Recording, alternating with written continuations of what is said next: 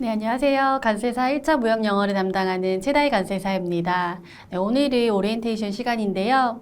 간세사 1차 무역 영어는 1교시의 간세법과 같이 보는 과목입니다.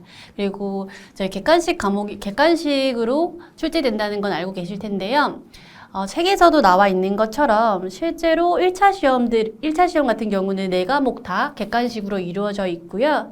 그 다음에 매 과목 40점 이상, 그 다음에 전 과목 평균 60점 이상을 취득해야지만 합격하실 수 있습니다. 여기서 중요한 거는 객관식 시험이라는 거, 그리고 실제로 상대평가가 아니라 절대평가라는 점이 중요한데요. 그렇기 때문에 관세사 합격이 목표다라고 하신다면 사실 회계학과, 그 다음에 무역 영어를 좀 안정적으로 가락을 면할 정도로 가져가시는 게 가장 효율적이고요. 그 다음에 많이 들으셨겠지만 이제 이 과목과 2차 시험과 같이 겹치는 과목들이 있어요. 지금 무역 영어뿐만 아니라 관세법도 그렇고 실제로 회계학과 내국소비세법을 제외하고는 2차 시험에도 같이 연결되어지는 과목인데요. 그래서 저 같은 경우는 무역영어 과목과 관세법을 고득점을 맞자. 그리고 회계학과 내국소비세법은 가락을 면할 정도로만 가져가자. 이런 전략을 취했고 실제로 그런 전략을 취한 결과 짧은 기간 내에 합격할 수 있었습니다. 그래서 실제로 이제 무역영어를 처음 준비하시는 분들, 관세사 최종 합격을 처음 준비하시는 분들이라면 저와 같은 단기간에 빠르게 효율적으로 합격하시고 싶으신 분이라면 저와 같은 전략을 취하시는 것도 좋다고 봅니다. 그래서 제가 지금 가르쳐드릴 무역 영어에 대한 개념을 잠깐 설명을 드리면 일단 요건 책 첫 번째 페이지이긴 한데요. 첫 번째 페이지에서부터 무역계약의 성립이 나와 있습니다. 그래서 성립, 이해, 그다음에 종료 이 세 단계를 관련된 법규라든지 용어를 배우는 과목이라고 생각하시면 됩니다. 무역 영어라고 생각을 해서 사실 영어 공부를 잘해야 되는 게 아닐까라는 생각을 할 수 있는데요. 과목에는 영어라는 내용이 들어가 있고 실제로 문제도 보시면 아시겠지만 다 영문으로 출제되어 있습니다. 그렇지만 영어를 못해도 괜찮다라는 말씀 꼭 해드리고 싶고요. 그 이유는 처음에 말씀드린 것처럼 이거는 서술형, 논술형 시험이 아니에요. 객관식 시험이다 보니까 그 영어에 대한 선지 중에서 가장 올바른 선지만 선택하면 되는 시험입니다. 그리고 우리가 시험을 공부를 하다 보면 이 영문을 한 줄 통으로 또는 한 단락 통으로 외우게 돼 있어요. 그러면 그걸 외우면서 실제로 이 문장을 하나하나 뜯어서 처음에 공부할 때 해석을 하겠지만 결국에는 해석이나 영작 실력, 듣기 실력 이런 거 상관없이 그냥 그걸 통째로 외운다.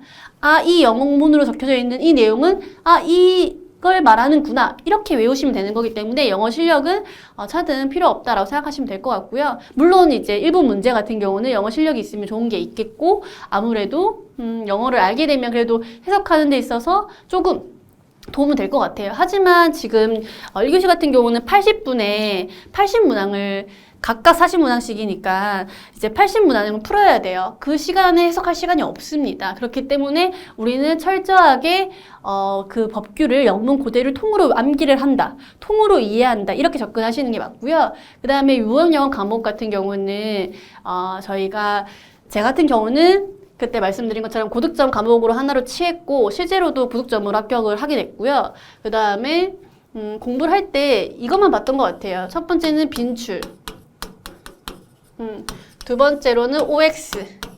요거 중심으로 봤고 이 중심 하시면서 이거는 사실 똑같은 말이 오답풀이랑 똑같은 말이거든요. 예. 그래서 시간이 없다. 근데 나는 무역 영어를 최대한 고득점을 올려서 평균을 높이겠다라고 하시는 분들이라면 무역 영어는 빈출과 OX, 즉 오답풀이만 하는 걸로 전략을 가져가시면 되고요. 그다음에 가장 중요한 거는 저희 수업을 듣지 않든 그 무역 영어 시험 자체가 틀린 그림 찾기라고 생각하시면 편해요. 내가 알고 있는 정답이 있고 내가 알고 있는 그 법규가 있는데 그 법규랑 틀린 부분이 뭐지? 라고 접근을 한다면 지금 40분에 40문항을 푸는 거랑 마찬가지거든요. 그래서 1분에 한 개씩 그리고 막힌 시간을 제외하면 한 문제당 50초 안에 풀어내야 되는데 틀린 그림 찾기를 하다 보면 어디서 나올지 딱 알게 돼 있어요. 이제 그런 포인트 위주로 제가 설명을 드릴 거고요. 그 다음에 서두에 말씀드린 것처럼 무역은 계약의 성립, 그 다음에 이행, 종료 순으로 가는데 이 이행, 종료 순에서 발생되어지는 이제 법규 또는 규칙들을 빈출되는 것 위주로 가장 많은 시간을 할애해서 거기에 들어가는 틀린 그림 찾기 포인트를 찾는 시간을 가질 거다라고 이해하시면 될 것 같습니다.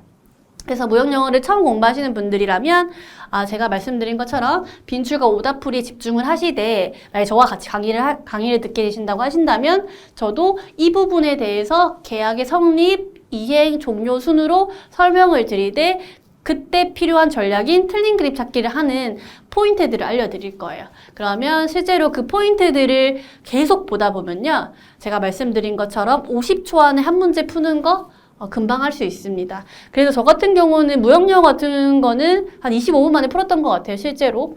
그래서 지금 한 교시에 2과목을 같이 풀어야 되는 거잖아요. 그래서 전략을 취하실 때 정말 안정적인 자기만의 전략 과목 정도는 하나는 보유를 하고 들어가시는 게 마음이 편할 겁니다. 저는 그 전략 과목으로 무역영어를 가져가는 것이 앞서 말씀드린 것처럼 우리가 2차 과목에도 중복이 되고 그 다음에 이게 보다 보면 틀린 그림 찾기 포인트만 찾으면 금방 풀릴 수 있는 것들이기 때문에 크게 부담스럽지 않다라는 말씀을 드리고 싶습니다. 그래서 처음부터 다 하려고 하지 마시고요.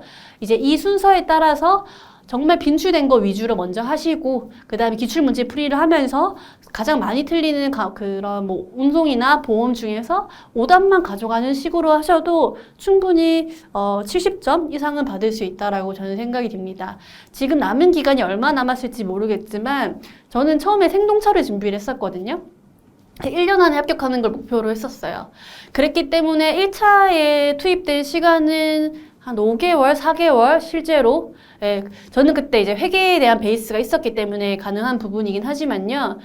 이제 무역영어를 처음 접하고 그걸 하는 데 있어서는 5개월? 또 안 걸렸던 것 같아요. 그러니까 지금 준비한 시간이 길다고 하시면 무역영어 정말 고득점, 거의 전략 과목 가져가자라는 생각으로 안정적으로 준비하시면 되겠고 저처럼 시간이 얼마 안 남으셨다라고 하신다면 저희 수업에서 말씀드린 것처럼 빈출 위주, 오답풀이 위주, 그 다음에 틀린 그림 찾기 포인트들만 반복 숙달화 하시는 방식으로 가져가시는 게 좋지 않을까라는 생각이 듭니다. 네, 여러분의 간세사 2차 무역영어 시험에 고득점을 하는 데 있어서 많은 도움을 드릴 수 있었으면 좋겠습니다. 감사합니다.